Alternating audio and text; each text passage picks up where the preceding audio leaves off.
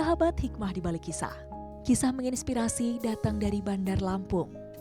Seorang gadis yang lumpuh akibat jadi korban tabrak lari kini bangkit dengan menjadi sosok kreatif. Seperti kebanyakan perempuan, Arih Listia Akbar suka berdandan. Tragedi tabrak lari tahun 2014 silam yang sebabkan kelumpuhan pada kedua tangan serta kaki kanannya tak menghalanginya untuk menghias wajah.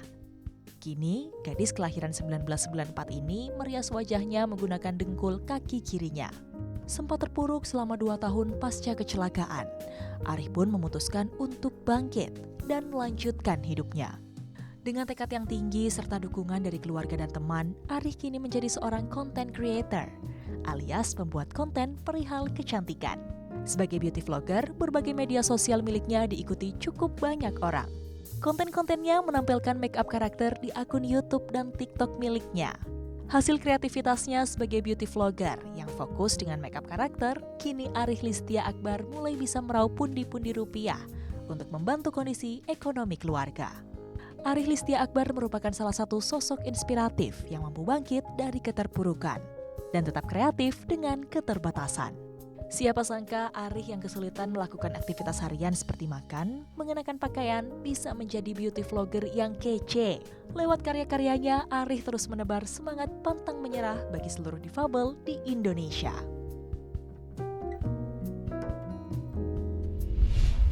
Ya Pak Ustadz, kalau kita ngelihat kisah tadi Pak Ustadz ya, Masya Allah bagaimana seorang yang diberikan cobaan dan berubah menjadi berkat nih Pak Ustadz dengan semangatnya dia, walaupun dia difabel gitu ya karena musibah, tapi dia tetap semangat dan menjadi berhasil nih Pak Ustadz. Baik, bismillahirrahmanirrahim. Kita ini kalau lagi sholat ada satu gerakan namanya ruku. Ya. Ruku itu menandakan kepada kita, kan awalnya tegak kita kan. Yeah. Setelah baca surat yang kedua kita diharuskan ruku. Nah, sebenarnya ruku ini lagi nasehatin kita. Manusia, kamu tidak akan selamanya ada di atas. Bisnis kamu boleh sekarang sukses, besok nggak ada yang tahu. Profesi kamu boleh sekarang jadi gemilang, tapi besok juga nggak ada yang tahu. Namanya itu urusan Allah. Maka kalau sudah kita ruku, kan subhana rabbiyal azimi wa bihamdi. Saat kita jatuh, bisnis kita runtuh, kemudian profesi kita juga tiba-tiba ada masalah, atau seperti yang tadi kena kecelakaan, itu kan musibah ya. Tetap ucapkan subhana rabbiyal azimi wa bihamdi, yang artinya Allah itu maha suci, maha besar. Pasti Allah ada maksud di balik itu semua. Itu ketika ruku. Tapi jangan lupa, setelah ruku kita punya i'tidal. Bangkit kembali, bangun lagi, tegak lagi. Sami Allahu liman hamidah. Yakinkan diri bahwa Allah itu maha mendengar. Kan sami Allahu liman hamidah, Allah mendengar siapapun yang memujinya. Jadi walaupun lagi dikasih celaka, musibah, tetap puji aja Allah, jangan mengeluh. Sami Allahu liman hamidah, bacaannya Rabbana lakal hamdu mil'us samawati dan seterusnya. Artinya apa?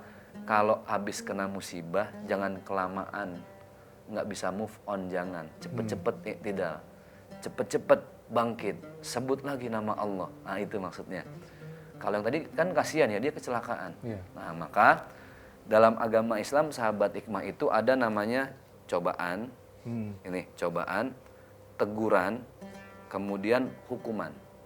Ya, yang pertama cobaan, teguran, hukuman.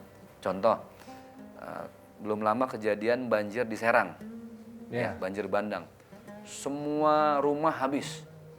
Mau rumahnya orang baik kek, mau rumah ustadz kek, mau rumah penjahat, habis semua.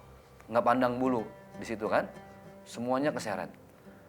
Ada orang yang sudah baik, rajin sholat, rajin sedekah, berjamaah, sama peduli tetangga, rumahnya keseret juga kan.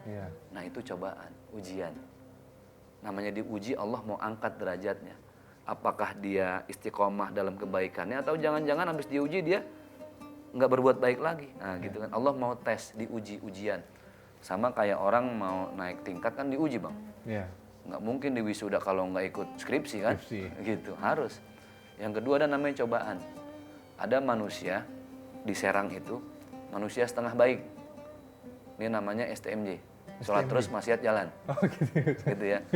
Jadi sholat rajin, maksiat jalan, ini setengah baik lah. Rumahnya keseret juga. Nah ini Allah lagi jewer. Allah lagi nasehatin. Nah yang begini namanya dia sedang dapat teguran. Bukan lagi cobaan, bukan ujian, tapi teguran. Ayo kalau mau baik jangan setengah-setengah. Jadi orang baik sekalian. Nah, ada satu orang nih badar banget, tahu badar bang? Badar banget dah, badung banget. Sholat kagak, pokoknya serba kagak dah. Sholat kagak, baik kagak. Kemudian mabok iya, wah pokoknya isinya udah nggak beres. Rumahnya hilang juga, nah ini hukuman nih. Ini bukan cobaan, bukan teguran, tapi udah hukuman dari Allah. Masa iya udah dikasih hukuman dengan rumahnya keseret, dia nggak titik balik lagi ke Allah. Nah sekarang yang ngadepin kita nih, motor hilang, mobil hilang. Apakah itu ujian, apakah itu teguran, atau jangan-jangan hukuman, nggak ada yang bisa ngukur. Karena diri kita sendiri yang bisa ngukur kebaikan dan kejahatan kita seperti apa. Nah, maka udah deh, kalau kita lagi diuji jangan nyalain orang. Misalnya, wah ini satu tempat kena tsunami, jangan-jangan tempat ini banyak maksiat. Nah itu kan nyalain orang. Paling enak itu kalau ada musibah udah tunjuk diri sendiri. Kamu nih diri sendiri nih. Apakah itu ujian, teguran atau hukuman? Nggak ada yang tahu, cuma kita yang tahu. Tapi terkadang Pak Ustadz, ini ada misalkan kena cobaan gitu ya. Aduh ini saya udah sholat, rajin, sedekah banyak, tapi masih aja kena cobaan begini. Nah, betul. Itu karena gimana Pak Ustadz? Orang yang beriman, jangan ngaku beriman ketika kita belum diuji. Kalau orang terlalu pede beriman, kemudian tidak kuat diuji, berarti belum beriman. Jadi kalau mau kita betul-betul beriman harus siap diuji, gitu bang. Jadi orang itu ketika ingin mendapatkan emas dari Allah Subhanahu Wa Taala, maka tahapan-tahapannya bukan cuma harus dihadapi, tapi dinikmati setiap ujiannya. Oh itu yang susah, menikmati ujian. Oke, baik Pak Ustadz. Jadi setiap cobaan yang datangnya dari Allah Subhanahu Wa Taala, kita patut juga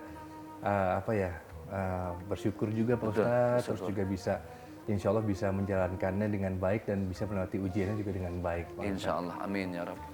Baik, sahabat hikmah, selalu ada hikmah di balik kisah. Bersama saya Adam Suranegara dan juga Ustadz Zaki Mirza pamit. Terima kasih. Wassalamualaikum warahmatullahi wabarakatuh. Waalaikumsalam warahmatullahi wabarakatuh.